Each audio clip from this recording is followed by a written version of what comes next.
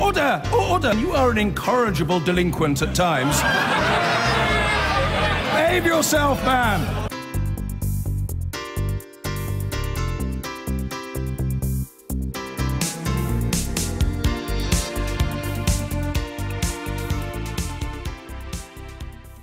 There's been a lot of speculation and comment about the Brexit talks. Some people have forecast national humiliation. Others, like my next guest, have promised straightforward talks followed by a crisp and positive deal. But now the actual arm wrestling has begun. David Davis, the Brexit Secretary, is our man on the side of the table. I feel I should exercise. And Mr. Davis, right at the beginning of this process, back at the time of the referendum, you told people this would be a straightforward, you suggested it would be almost a breeze, these negotiations. Is there a danger that people watching now are going to feel they were misled? No, I never said it was a breeze. And in fact, if you read the articles as well as the speeches I made, I said it'll be turbulent, there'll be difficulties, but at the end of the operation, there is a point of common interest to both sides, where we gain by being able to exploit global markets, where they gain by having a friendly and comfortable ally, not an irritating member of the club. Now, you invited me to read your speeches, which I'm now able to do. Oh, go on in. This was what you said about the economic case for Brexit during the referendum campaign. You said the first calling point of the UK's negotiator in the time immediately after Brexit, that's you, will not be Brussels, it will be Berlin to strike the deal. Absolute access for German cars and industrial goods in exchange for a sensible deal on everything else. So have you called Angela Merkel? You'll be glad to know I've been to Berlin. I haven't called Angela Merkel. I've talked to her premier advisor on the matter, if you like. But, you know, we're not going to get, I mean, if you want to talk about Germany, we're not going to get the response from Germany, I don't think, until their election's over. We're going to get a lot of preparatory work before then. It's one of the reasons I'm happy to let October come before we start that. But you basically argued that the German car industry and German industry generally would put pressure on the German Chancellor, who would put pressure on the EU to ensure that we got a good deal. Is that still your view? Oh, that's where it'll end up, yeah. I mean, it's not just the German car industry. It's Bavarian farmers, French farmers, Italian white goods manufacturers, you name it. The balance of trade basically is 230 billion from us to them, 290 billion from them to us. They have a very strong interest in getting a good deal at the end of the day on all sides on trade. So you remain breezily optimistic about it all. You are, however, we've had the election campaign, we've had lots of changes in the atmosphere. You are now surrounded by a whole bunch of Eeyoring at you, including the Governor of the Bank of England, who said that this country is now dependent upon the kindness of strangers, and indeed the Chancellor of the Exchequer as well. Are you irritated by the noises off at the moment? No, I mean, this is unsurprising, frankly. There are lots of different interests around the UK, all of whom quite properly are fighting their own corner. The bank is very concerned about the city and the financial sector, amongst other things. Manufacturing. About the economy generally. And the economy generally, yeah. I mean, actually it's a very interesting speech. I read it in detail. There's a lot more in it than what you just described. Of course they'll make their cases, but at the end of the day, the key in any negotiation it's not about sort of macho clashing of antlers. It's about finding the place that suits both sides, and that's what we're about. That's the way we're going. You see it even this week in terms of putting to them the citizens' rights issue. It's trying to find the place that suits both sides. Are you absolutely sure we will get a deal? I'm pretty sure. I'm not 100% sure. You can never. It's a negotiation. Because you said, again, you said right at the beginning of this, we are guaranteed to get a deal. You can be sure we'll get a deal. No, you can be sure there'll be a deal. It's the deal I want, which is the free trade agreement, the customs agreement, and so on. I'm pretty sure, but I'm not certain. And do you think we'll lose anything to get the access to the single market? Because, again, you said to Andrew, I think it'll be a very easy, not easy, but very straightforward negotiation. Yeah. Not easy, I said. That's the point. Yeah. And there'll be things getting in the way. I mean, let me take an example from this week. We've just put up a proposal for to give EU citizens in the UK a set of rights and to give British citizens on the continent a set of equivalent rights. Okay. Now, what we've set out to do is to create a status almost equivalent to the same as British citizens. They get the same residence rights, the same employment rights, the same health rights, the same welfare rights, the same pension rights, and so on. Almost equivalent to British citizens. The only thing they don't get is the right to vote, and they can get that if they become citizens. and we're asking for the same the other way. The argument now is going to be more about whether the European Court of Justice has a say. Well, and that's where the fight comes in. That's where the argument comes in. That's one of the places the argument comes in. The reason it didn't go down terribly well on the continent was they felt they got a headline and not a lot of the detail they needed to know. For instance, can you tell us anything about the cut-off date? I mean, if there are people watching this programme from the continent, which they can do these days, and they'll be maybe thinking, but I'm due to go and start my business in Wolverhampton next March or next April. Will I be relevant? Well, with respect, Andrew, that's not right. I mean, that's what the headlines may have said. But if you look at what the Austrian minister said, or what the Polish minister, perhaps the most important in this context, the Lithuanian, the Italian... the cut-off date is? Well, we've said to them explicitly, it will not be any earlier than the triggering of Article 50, because we think that's fair. I mean, you could have said June 23rd last year when the referendum decision was taken, but there was a lot of people who didn't think we'd carry through with it. So we take the Article 50 as the minimum, and the maximum is the last day. And we will discuss with them what we think is the fairest and best way. And we have said explicitly, this is something we want to talk over with you. Not that we haven't got a view, but that we want to talk that over with you. There are other areas as well, quite small ones, but other areas as well where there are differences.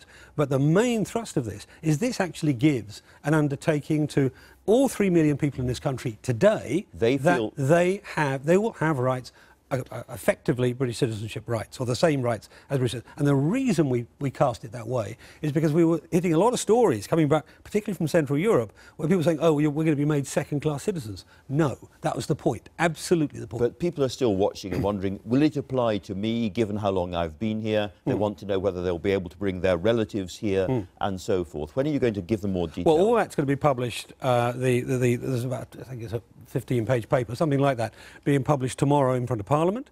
On Tuesday, I'm going to be writing articles in pretty much every city of the Union, not Dublin, because they're under a different. Can you say any more about it just now? Well, in terms of what we're talking about, the whole range of things, the things we keep under our control, things we don't. The things under our control, for example, we're talking about continuing indexation of pensions to people who are in the EU. There was a concern about that. We thought that was important to do, and we can do that unilaterally. Other things, access to health. Well, other things. I mean, we're looking to see if we can get a continuation of the EHIC scheme as it now exists. And if, of course, if we can't get one, then we would provide one unilaterally anyway. But that's what we're looking to. We're trying to ensure that every individual citizen gets their current position, as it were, locked in place for them, so that they can be, so the anxiety can go. This is the real issue. It's about people's anxiety. It's not about the prospect of deporting people. It's about the anxiety that they can't stay. That's the real issue. Will anybody be deported? I don't think so, unless they've committed a crime or some sort of security problem. I don't expect that. It'll go back to the normal relationship. On the EU giving our people the same results. So if there isn't a deal on that, then presumably all of this is up for grabs. One of the things I generally refuse to do is go down hypothetical routes, because that sort of gives away too much. But the simple truth is this is the option which we think can be resolved moderately quickly. Now you mentioned the court issue, because Mr. Barnier has said very clearly he thinks the European Court of Justice must have jurisdiction over this. Theresa May has said equally clearly, no way. That's right. There is a possible third way, I guess, which is we take some of their judges and some of our judges from the Supreme Court and put them onto some new court which has jurisdiction over both sides. There are two parts to this issue. One is giving the people here confidence that the system will stay, that we won't just flip it over in another 5 or 10 years. We'll have British courts imposing the law from a British Act of Parliament underpinned by an international treaty. They say that's not enough. Well, and I say there are two arguments, depends who you talk to.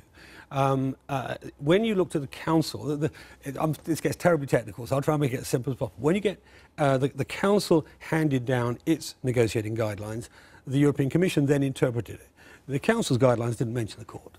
The Commission's did. So there's a little bit of ideology in this as well. Right. Now, there may well be, I mean, when we're doing all these deals on trade and other areas, there will be arbitration arrangements. They won't be the ECJ. There'll be a mutually agreed chairman and somebody nominated from both sides is the normal way. But there may be other ways too. And it may well be we have an arbitration arrangement over this, but it's not going to be European Court of Justice. All right. Michel Barnier is somebody that you tangled with way back. As a trade, tangled with, dealt with. Yeah. What's he like, and how are you getting on? Well, he's very French, very logical. What does very French mean? Slightly grand? Slightly grand? Oh, he's very grand. He's very, I mean, he's a man of the, he comes from the mountains, comes from Savoie. He's very elegant. And not in a mood to compromise, he says. Oh, well, let's see. I mean, you know, the issue is he wants a deal as much as we want a deal, I think. I mean, when he was the commissioner in charge of finance, the financial services, at first we thought he was terribly stiff and unmoving and so on. He eventually struck a perfectly reasonable deal. And I think we'll see the same here. It'll be stiff. It'll be small movements incrementally, and you won't. They'll be so small they'll be invisible sometimes, but they will matter and they'll happen. He won round one, didn't he? You said there wouldn't be parallel negotiations over things like money and the European citizens' rights and the Irish border. Everything had to be done in parallel, and they said no, and they won, and you folded. I think not. If we were on here 6 months ago, the Commission's position was we'll do the divorce arrangements for a couple of years, and at the end of that, you'll go into a transition arrangement, then you do the negotiation then. Now, the Commission is looking to recommend parallel negotiations from October. That's what it's looking to do. I want to get the citizens thing through now. That's important. That's more important than having a row now. And Northern Ireland on the table. We won't conclude Northern Ireland this summer, but we will. It'll be on the table. Well, it's on the table. Because you said yourself that we couldn't finally conclude it until we knew what the market arrangements were, the customs arrangements and so on. Exactly, but it's technically difficult. It's perfectly doable, but it's technically difficult. Again, for your viewers, we want to have effectively an invisible border between the north and the south. Now, there are technical ways of doing that. Number plate recognition on vehicles, tagging of containers, trusted trader schemes. Quite a lot of very technical stuff, which has to be, we have to start on it now, so when we get to the end, we'll be in a position to actually implement it. So no row of the summer, as we were being promised. Not at the moment. Not at the moment. OK, let's turn to the transitional arrangements, which are very, very important. The Chancellor of the Exchequer, Philip Hammond, your new mate, was sitting in that chair last week, and he suggested that they had to be quite long, that business was really worried about a cliff edge, and therefore years and years of transitional arrangements were needed. Is that your view as well? Yes, I mean, he and I... Yes. Yes, basically. He and I have discussed this literally weekly since before Christmas. The issue was, up front, to get the European side of the negotiation to understand it was in their interest as well. And quite a lot of the non-negotiation that's been going on before now has been about that, about talking to them about what the impact for financial stability in Europe would be if we went suddenly from one regime to another, what the impact for customs would be if we went from one regime to another like that. And now business is dead scared about this. Of course, and we understand that well. I mean, that was one of the first things raised with us last August onwards, really. And we've discussed this with them, and we think that there will be a transition period, not that long. I mean, I think he said to you, actually, on your interview last week, there had to be over by the election. 3 or 4 years. He said over by the election, actually, somewhere, anyway. I think 1 to 2 years is more likely. It will vary. And during that period, we would still come under the jurisdiction of the ECJ. We'd still have to accept their rules, pay in, and all that. We haven't said any of that. What we're saying is, let's start talking about how it will work. And exactly what it is. This is something incredibly practical. It's not an ideological thing. It's a practical and pragmatic thing. What will work best? What will deliver the outcome which suits both sides? I go back to what I said right at the beginning. You know, we're looking for an outcome that helps both sides. Holland, for example, the Netherlands, huge amount of trade through Rotterdam. Right? They are very nervous, reasonably, as is Belgium. That they would get a shock effect if we didn't do something to stage things. So it's practical things like that we've got to get right. Would no deal be better than a bad deal? Well, as he said to you last week, I mean, he said it'd be very, very bad. But he also said, and he was right, because he and I discussed this too, that this started with suggestions that there'll be a punishment deal, you know, that we would have to do worse outside. We don't believe we'll do worse. I believe we'll, in court, it'll take a couple of years, we'll do significantly better with the global markets. But we cannot have a circumstance where the other side says they're going to punish you. So if that happens, then there's a walk away, and we have to plan for that. But he said it would be very, very bad.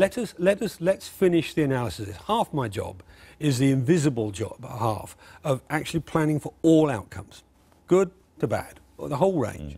And what we're doing at the moment is working that up. It'll take time. This is not the sort of thing you make up or write in a comment piece over a weekend. It is something you actually have to work out in great detail, and that's what we're doing right now. I come back one more time. The Chancellor himself said it would be very, very bad to have no deal. It would be better than a punishment deal. That's as far as very, very bad. So it's two terrible outcomes. I'm being very clear about this. It's in my job, I don't think out loud, and I don't make guesses. Yeah? Those two things, I try to make decisions. You make those based on the data. That data is being gathered. We've got 50, nearly 60 sectoral analyses already done. We've got planning work going on the customs. We've got planning work going on 22 other issues which are critical, 127 all told. All of them have got to be grounded before we come to a conclusion what it looks like. You've talked a lot about Philip Hammond. As you'll you have, actually, but I'm not answering. You've said that you've been talking to him weekly and you're clearly close to him and all the rest of it. Yeah. Are you pleased to see him staying on as Chancellor? Yes, of course I am. Of course I am. I mean, listen, one of the things that's a backdrop to what I do is the stability of our financial markets, of the country, the economy. The better that is, the more stable that is, the easier hand I have. Right. Now, I could now come on cleverly to the leadership speculation and you could block it and we could have a completely pointless conversation. It's all nonsense, I think. So let me ask you something slightly different. Would it be catastrophic for our Brexit negotiations, for the Tory party now to have a leadership contest? Yes. Yes. So, listen, let me be absolutely plain about this. Number one, I happen to think we've got a very good Prime Minister. I know she's coming under a lot of pressure at the moment, but I've seen her in action. I've seen a number of Prime Ministers in operation over the years. I go right back to Margaret Thatcher. And I think she's very good. She makes good decisions. She's bold. She takes her time. There's no essay crisis about this government. It's very, very, very clear that she's a good Prime Minister. That's point number one. Point number two is I want a stable backdrop to this Brexit negotiation. It's hard work, by the way. So what's your message to those Tories who are already ruffling around in the rhododendrons, muttering about leadership challenges and groups and who's going to take on who? Don't be so self-indulgent, is my message to those, in terms. Stop being so self-indulgent, get on with the day job, which is that people put us here to deliver, well, amongst other things, deliver a decent economy, to deliver a decent life for them, and of course to deliver Brexit in order to deliver all those things. So, the more you do of that, the more self-indulgent nonsense you go in for, the more difficult you make it to do our proper job. But the self-indulgence is coming from David Davis supporters too. You were at a meeting where there was one of the MPs there said, you should be our next Prime Minister, and there was either a great swell of applause or a scattering of applause, depending on who you read. And I said afterwards, our job is to support the Prime Minister and make Brexit work, not anything else. That's admirably clear. Yeah. So you could say, like Boris Johnson, you're not going to stand against her until Brexit is done. Probably not ever. Look, I'm not going to get into it. I said it's self-indulgent. Even, frankly, the fact that we spent 2 minutes on it is self-indulgent. Only 2 minutes. It's still 2 minutes too long. All right, let's go back. We haven't talked since the election in this way. Was it true that you advised Theresa May to call that election? Yep. Do you regret it? I take my share of the blame for it, along with the other 20 members of the cabinet who also said it was a good idea. But you particularly went in and said it. Do you regret it? Did you apologise to her? I didn't apologise to her. I mean, I didn't. You can now if you'd like to. I didn't design the campaign, So it's right. I thought we'd get a better result than we did. What did you think of the campaign? Well, it didn't work, did it? I mean, that's the simple truth about it. You judge a campaign not by what you think of it. Every campaign. You get critics along the way. Every campaign has a wobbly Wednesday, or whatever it is. If it succeeds, it succeeds. If it doesn't, it doesn't. It didn't. And this really matters to you, because you said during the campaign that if we come back with a great big majority, that strengthens my hand in the Brexit negotiations. The fact that you actually went backwards presumably has given you a weaker hand in the Brexit negotiations. Well, it's given us a different hand. I mean, I would have liked to have had a 100 majority for other reasons, frankly, but it gives us a different hand. It's very interesting. During the campaign itself, Brussels was briefing, if there's a big majority, it means she can make more concessions. So I'm afraid what I said back to them when I last saw them was actually it's a very small or blank majority, so it's going to be a very narrow window to aim for. You can deal with everything you're given, every hand you're given. But you look at the numbers in the House of Commons now and where MPs stand on Brexit, and you are much more vulnerable to assaults from the House of Commons on your negotiating position. I'll give you an example. Yeah. What happens if you bring the Great Repeal Bill onto the floor of the House of Commons and you lose on those votes? Well, I think it'd be very improbable we do. I mean, you asked... But that's the end of the government, isn't it? You asked Keir Starmer last week, what is it you disagree with in the Great Repeal Bill, and he couldn't give you an answer. I mean, you asked him 2 or 3 times, I think, and he couldn't give you an answer. But he did reserve the right to oppose it. Yeah, of course he does. I mean, look, Labour opposed the Maastricht Bill, even though they agreed with every word of it. So, you know, we might get cynical opposition. If we get cynical opposition from the Labour Party, I think that the public will draw a conclusion. And this little wave of euphoria we're seeing now around Mr Corbyn may suddenly evaporate. The point about the Great Repeal Bill, just so your viewers know, is it takes European law and puts it into British law, so there's no black hole when we come out the other end. And that is very, very important. If somebody disrupts that, they're taking on themselves the responsibility for making the British statute book, the British law, unworkable when we leave the European Union. They really want to do that? I don't think so. What about austerity? Because that's been a big issue. You know, you're a working class boy originally. You understand why people are so fed up with the years and years and years of cuts and so forth. Again, you could face revolts on the floor of the House of Commons. Well, I mean, to be fair to Philip, to be fair to the Chancellor, he actually eased it slightly. In his first budget, he eased the trajectory. And it's going to be eased more, isn't it? And I don't know. You should have asked him that, not me. But I did. And he said more or less yes. Well, right, then I'll go with the Chancellor's answer. But the simple truth is, when we came in, we had a deficit of 151.7 billion. It's now down to 51.7 billion. Every pound of that is taxes imposed on our children. That's the thing to remember. Every pound is taxes imposed on our children. But there may be tens of billions of pounds for leaving the EU as well to be paid. Oh, I don't know about that. Well, tens of billions seems a fair assessment of what they're saying. Let's see where we get to on that. I mean, the negotiation hasn't started on that, and it won't finish for quite a long time. You won't know the answer to that for a year or two. So I wouldn't get too bogged down in that. But the simple truth here is we've got to deliver a strong country, jobs, which we are delivering, incomes, protection for one very important, very final question. Has this interview been patriotic enough for you? I prefer forensic to patriotic. It's certainly always that, Andrew. Thank you very much indeed, David.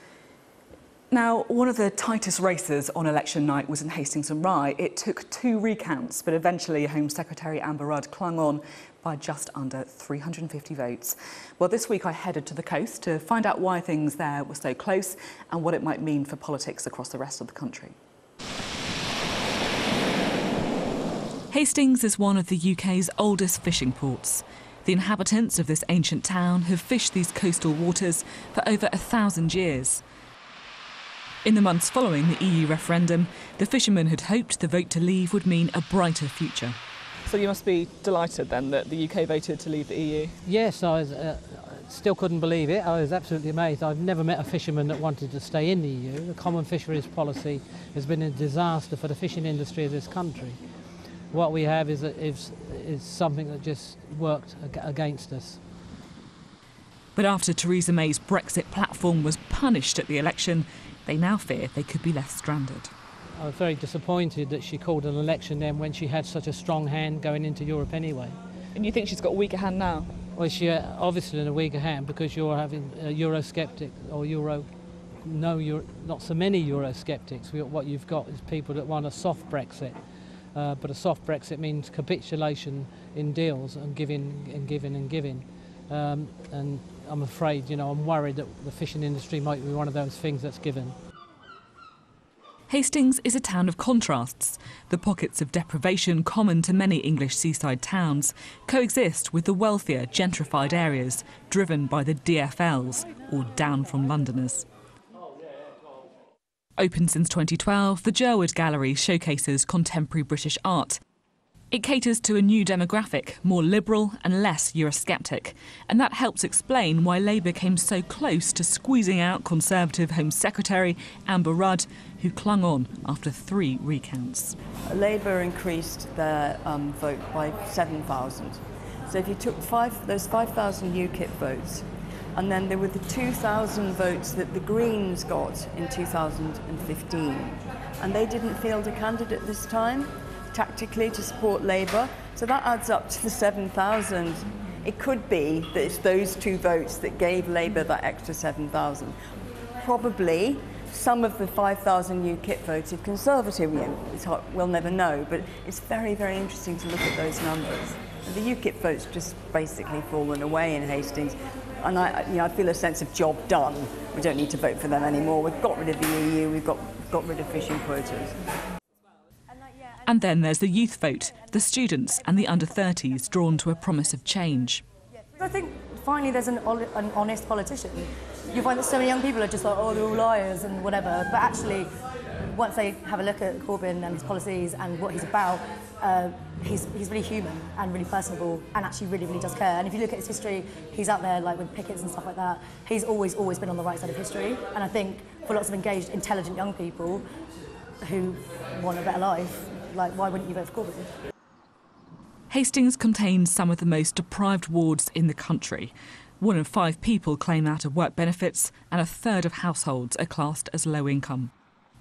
But somewhat surprisingly, it was away from the glitzy watering holes of the affluent middle classes that we found the most conservative voters. Did you vote in the election? Yes, And I did. do you mind saying who you voted for? Or? Theresa. Yeah. So, And why was that? well, like I said, because I think she will do the best for us in the Brexit. I actually voted for Theresa May, but I simply voted for her because I just didn't want Corbyn to get in. What's your view of Theresa May? Personally, I think she was the right woman for the job because she's already been in doing all the Brexit talks, and I think Jeremy Corbyn would have come in not knowing what's going on, where she's already in the loop. But I think it was close because a lot of Hastings is quite poorly paid, and a lot of people were Labour, and it's written around everywhere, and I think it caused a lot of problems. Mm-hmm. How did you end up voting in the end? I voted Conservative. Because of Brexit? Yes. So one thing, at least, became a little clearer after our visit. In Hastings, like in the rest of the country, the old assumptions no longer apply. And it looks like it's age, rather than class, that's the most important dividing line in British politics today. Sophy Ridge, Sky News. Well, it certainly feels like we're living through some pretty remarkable times, but someone who's seen far more than his fair share of British political history is the Conservative MP for Rushcliffe, Ken Clarke, returning to the Commons for a 49th year of service. And he joins us now from his home in Nottingham. Hello to you, thanks for coming on. Good morning. Mr Clarke, you spent nearly half a century in the House of Commons. How do you think the mess that your party finds itself in now compares to the last 50 years? Oh, I've seen nothing like this. It's quite... you can make some comparisons with the late 1970s. You can make, I suppose, a few comparisons with the major government where we didn't really have a majority by the time we finished. But the background to all the problems we have with Brexit, the economy, changing demands on the public services, there's nothing like this at all, and it is quite unique. Although most of the Western democracies are having exactly the same thing, and elections like President Trump, President Macron show that the traditional political system is under huge strain in other countries as well. Theresa May called this election to try and strengthen her hand in the Brexit negotiations. She lost her majority. How do you think that's going to affect her standing when she goes into those difficult talks with Brussels? Well, when you can't think of anything to do on policy, people retreat into arguing about personalities. So if the sillier people in the Conservative Party now decide that the best thing to do is to start arguing about the leadership, I think we will just make a very difficult, very serious situation rather absurd. That what we need is to demonstrate that we can form a competent government with a policy that can be delivered in this House of Commons and demonstrate to the public at large that politicians are not all liars and they're not all arguing amongst themselves, that it is possible for people across party, I hope, to come together when there's something definitely in the national interest that needs to be done and delivered. And Brexit's a very good example of that, and a good one to try, I think. Whatever happens with the DUP deal, you're going to be a very influential man in Parliament over the next few years because of that small majority. All it would take is for you to go for lunch with Anna Soubry and suddenly Theresa May could be losing a couple of votes in the House of Commons. Do you think that single market membership is now back on the table? Any 3 members of Parliament, or perhaps half a dozen certainly, are the party's majority. So, but that puts pressure on people to actually reach some compromises and reunite the party. We're very divided on Europe, so the Labour Party. There's a huge range of opinions in the cabinet, huge range of opinions in the shadow cabinet. But as far as the economic approach to Europe's concerned, I think there's a big majority that agrees there's no point in putting in fresh barriers to trade. We don't want any new tariffs. We don't want any new custom procedures. We don't want any new regulatory barriers. And that should be the starting point. Most MPs, when the referendum was held, didn't know the difference between the single market and the customs union. Most of the public don't quite understand what we're all arguing about now. The key thing is we don't want new barriers to trade and investment. Brexit's already making us poorer as a country, and what we don't want to do is make ourselves much poorer. We have a very difficult economic situation to tackle, where there are other things that need to be tackled as well, not just our new relationships with Brexit and with Europe and trade with the rest of the world. So just trying to sort of pin you down there, does that mean you'd be voting against any measures to try and take the UK out of the single market or out of the customs union? I should be very opposed to anything that starts, for no reason at all, erecting barriers to trade between us and any other country in the world. And one thing Theresa always espouses is the cause of free trade. The British in Europe have always been the leading advocates of liberal economic policies, of open trade, and I was a member of the Thatcher government that created the single market. But instead of getting hooked up on slogans and titles, the basic point which the business community keep trying to get across to us is what on earth is the point in putting damaging new barriers of any kind at all between ourselves and our nearest market and our biggest market. We can't go around saying we want to have a free trade deal with the Philippines, but we want to actually put all kinds of protectionist barriers between ourselves and the rest of Europe. Now, you said you don't think the Conservative Party should be focusing on personalities, but it has been, to coin a phrase, a bloody difficult few weeks for the woman you once called a bloody difficult woman. Do you think Theresa May will lead the Conservatives into the next election? I don't think anybody knows really what's going to happen in the next few weeks, let alone whenever the election comes. We don't know when that election will be.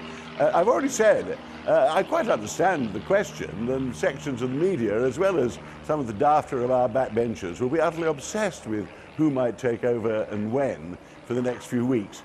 Just if you look at the situation of the country, a slowing economy, rising inflation, a devaluation which is not doing us a great deal of good, and more vulnerable people actually seeing their purchasing power reduced, mounting consumer debt, still not really sorted out, the government's debt and deficit problems from the 2008 crisis. The idea that we all start talking about which of the various contenders might take over when will only seem important in the political bubble. And if we start resorting to all that kind of thing, that the ordinary sensible member of the public will be driven to despair. You say that we shouldn't be talking about it. I think perhaps some members of your own party might disagree. I think Theresa, you hope so, but I hope they don't. Well, they certainly are sort of even talking about some names in the papers this morning. Boris Johnson and David Davis were initially seen as the front runners. Now it seems we've moved on to Spreadsheet Phil, the Chancellor, as the safe pair of hands. What would you make of a candidacy by him? I've been reading some of the dafter columns as well. They're largely based on gossiping at the bar with some of the sillier backbench MPs and junior ministers who are all speculating about this kind of thing. I think the vast majority of the Conservative Parliamentary Party and Conservatives across the country do not want us to plunge into a leadership crisis. If you want an historical analogy, I think the best comparison is the 1920s. I wasn't going to bore your listeners with that. They probably know little about the politics of the 1920s, most of them. But Stanley Baldwin took over and immediately called an unnecessary election and lost it. And there was a slight pause. Stanley Baldwin was Prime Minister for 2 terms after that because the Conservative Party pulled itself together and began to demonstrate that it was, well, it still is, in my opinion, the only credible party able to form a competent government. And we face an enormous number of problems. And there is no obvious successor to Theresa, which means that, in my opinion, Theresa should be backed and able to proceed in a different way, with a different policy. Some of the things we said before the election and in the manifesto are obviously not going to get through the House of Commons now. And let's start addressing the real issues facing jobs, investment, future trade, keeping Britain in the forefront of influential nations, because there are some dangerous things going on at the moment in the Middle East, our relations with Russia and other things. That should put in proportion all the gossip columns in the Sunday newspapers about which some unnamed backbencher backing X and another one backing Y. OK, you made your views very clear on that. Just finally, the talks with the DUP are ongoing. Back in 2010, you joked that any DUP deal was no way to run a modern, sophisticated society. How damaging do you think a DUP deal could be for the Conservative Party brand? It won't be too damaging, because one thing two things I firmly agree with the DUP on is firstly the union of the United Kingdom, but secondly an open border in Ireland. The idea that we start putting customs posts and having different rules on both sides of the Irish border has much bigger implications than just for the Irish economy. That would be disastrous for the economy of Ulster if we did that. But actually, there's a peace settlement and the future integrity of the UK. All that is at stake. So I haven't talked about this with any individual member of the DUP, though I know several of them quite well. But I suspect they would start from my point, that they don't want new tariff barriers, customs barriers, regulatory barriers put in place on the Irish border. OK, Ken Clarke, thank you very much for your time this morning. The government says it will deliver a Brexit deal which will allow the UK to become a powerful global trading nation with the EU and the rest of the world. This morning, the Brexit Secretary, David Davis, told the BBC he was certain he'd be able to get a good trade deal with Brussels, in part because of pressure from businesses within the EU. I mean, it's not just a German currency. It's Bavarian farmers, French farmers, Italian white goods manufacturers, you name it. The balance of trade basically is 230 billion from us to them, 290 billion from them to us. They have a very strong interest in getting a good deal at the end of the day on all sides on trade. And I'm joined now by the Trade Minister, Mark Price. Welcome to the programme. Good morning. There are 5 main national business organisations in Britain. All of them want minimal custom checks post-Brexit between the UK and the EU. How can you do that if we're leaving the customs union? Well, there's a huge difference between the customs union and being in that and customs arrangements. So it's not that binary. You're not either in or out. You can work with whichever party you work with, other countries, to make sure that in certain sectors or certain areas you have customs arrangements which work to the benefit of business. But that would need to cover all of the EU. You can't do that on a bilateral basis with members of the EU. We need to be all of the EU. The negotiations are going to be with the Commission, and the Commission will work on behalf of all EU members. I still attend the EU Trade Ministers meeting. I've been 4 times since Brexit, and I have to tell you, the mood is very positive about the relationship that they want to have with the UK going forward. But at the moment, we have frictionless trade by being in the customs union. You can import things into this country, spare parts and so on, and then they just go seamlessly to the rest of the EU because everything coming into the EU comes in on the same terms. If we're not in the customs union anymore, how can you have that frictionless trade? Well, the first thing you look at is tariffs. At the moment, we're completely tariff-free. But even if you look at an arrangement like the Canadian trade deal, it's 98% tariff-free. The Vietnam proposed deal, again, 98% tariff-free. But the Canadian, with respect, Mr. the Canadian agreement is not a customs union. That's a free trade agreement. Stuff coming into Canada cannot then flow seamlessly into the EU. What I'm asking you is about stuff coming into Britain, which at the moment can then go seamlessly to the rest of the EU. You will not be able to do so if we're not in the customs union. So I'm trying to explain the preconditions for having a customs arrangement. The first is that there's tariff comparability. Then there's regulatory comparability. At the moment, we comply with all the regulations which we have in Europe. And then it's a question of looking sector by sector and working out how we make the movement of goods as smooth as possible. We take, at the moment, 56% of our goods from outside the EU. We have electronic passing of documentation. I'm told that 96% goes through within 6 seconds. So we're not a novice to this. We already do this with countries all over the world. We trade with about 163 countries around the world. So we're not building from no experience and no base. We have a base that we're working from. But to do it sector by sector could take a long while, which is perhaps why the Chancellor is now talking about a transitional period for both single market access, perhaps membership, and the customs union. How long a transition period are we looking at? Oh, who knows? I mean, we'll see where we get to over the course of the next 2 years. 1 year, 2 years, 3 years? Who knows? I think that both from a European perspective and from a UK perspective, what we've said is that we want a smooth transition, we don't want a cliff edge. This is what trade ministers across Europe are saying. This isn't just a British desire, and I've heard interviews with several European parliamentarians who are all saying that they want to move to a smooth transition and they'd like a period of time to do that if we can't do it inside. So we don't know how long it will be. Will we be able to make free trade deals with countries outside the EU during this transition period?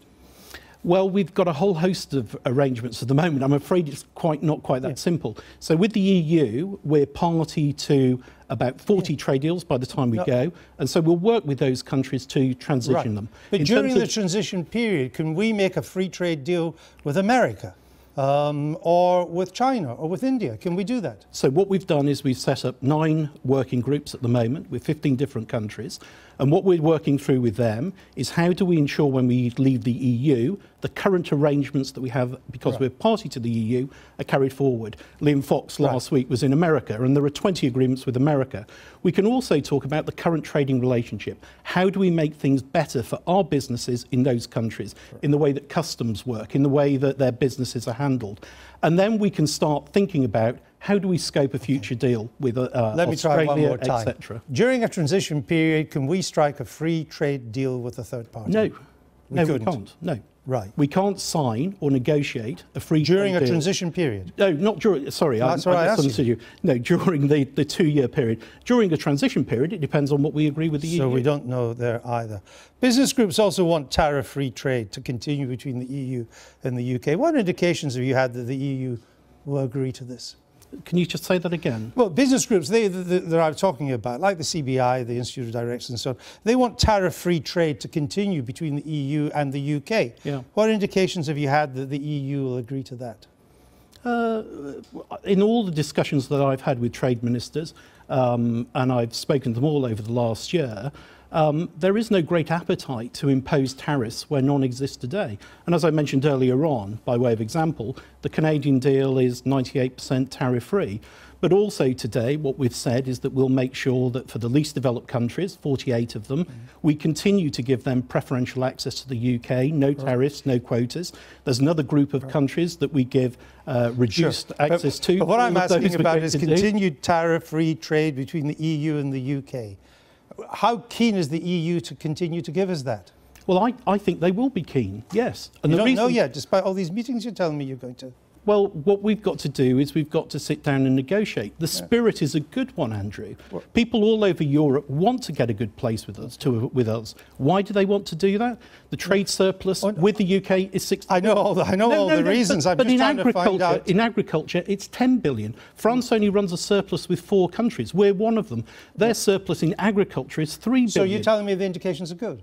Yeah, I do. Around the world, over the course of the last year since Brexit, I've visited 31 different countries. I've met with 70 ministers, and I have to tell you, the appetite to do something with the UK is positive. In the EU, it has been. Let me come on to immigration. The businesses have also called for a flexible system of movement of labour and skills. So what immigration system with the EU do you envisage after Brexit? Well, I think repeatedly you've heard from the government that we don't want to harm our economy. And again, in Europe, we've heard very loud and clear that people want to be able to source the right labour for their businesses. So what will the system be? And the Chancellor's talked about that. Well, tomorrow, as you know, the Prime Minister is going to make an announcement. But that's about EU citizens already here, Minister. What I'm asking you is what will the broad principles be in which people from the EU will be allowed to come here to work? That will be in the paper that's going to be set out. We've got an immigration bill coming forward. But what we don't want to do is to harm the UK economy. But what's the priority? Because in your manifesto, you still had a policy of reducing net migration to the tens of thousands. So what's the priority? Is it hitting that target or a system that meets the flexible needs of the economy? Which is more important? Well, it's a really difficult call, isn't it? I would say that meeting the needs of the economy are hugely important, but the bit of the jigsaw. What's more important? But the bit of the jigsaw that people are missing is what happens to the shape of the labour force in the UK as we move into a digital era. The British Retail Consortium have said, for instance, that in 40 years' time they will need 900,000 fewer workers in retail.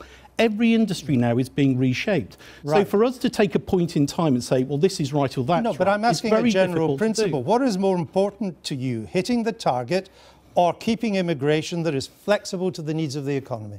So if you ask me, as a businessman for 30 years, what I would say to you is that it is through the success of business, through the success of our economy, that we can afford the social services that we want. As a government minister, we need to work through over the course of the next 2 years, 3 years. We need to take bills through Parliament and we need to decide where we get to. We have said that there is a target of tens of thousands. And my personal view is, given the digital changes that are about to come to us, that is a perfectly reasonable target for us to hit. On all the issues we've talked about briefly this morning, business says that what they really need is clarity.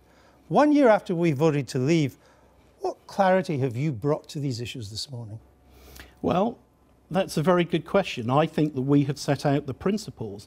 But well, you can't tell me the principles of immigration. You can't tell me the principles in which the customs union will operate. You can't tell me if the economy or hitting a target will be more important for immigration. So what the Prime Minister has set out in 12 points is what we intend to achieve.